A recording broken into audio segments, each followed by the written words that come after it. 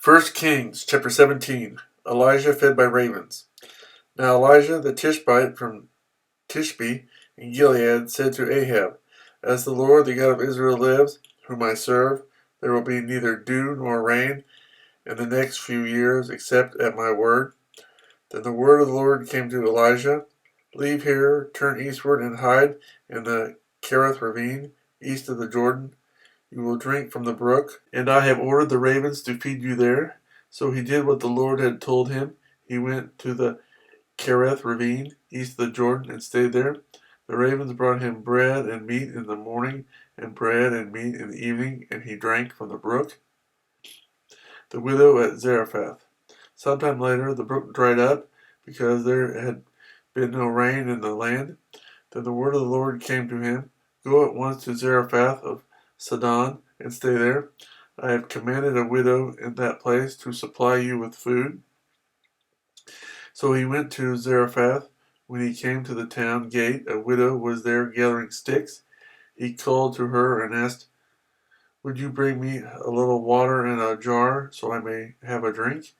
As she was going to get it, he called, and Please bring me, please, a piece of bread. As surely as the Lord your God lives, she replied, I don't have any bread, only a handful of flour in a jar, and a little oil in a jug.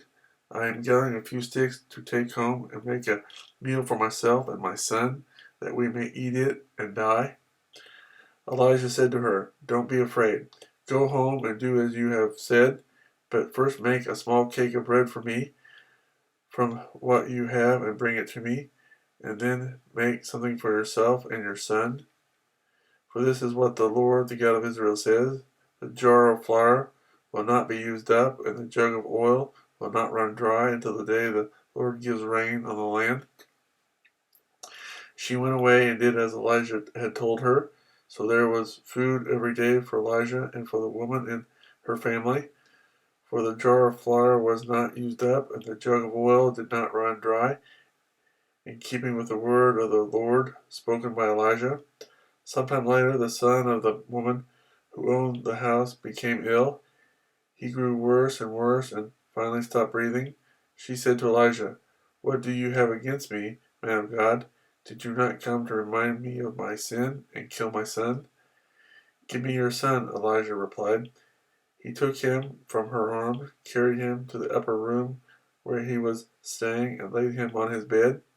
Then he cried out to the Lord, O Lord, my God, you have brought tragedy also upon this widow I am staying with, by causing her son to die. Then he stretched himself out on the boy 3 times and cried to the Lord, O Lord, my God, let this boy's life return to him.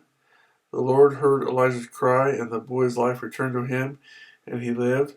Elijah picked up the child and he carried him down from the room into the house.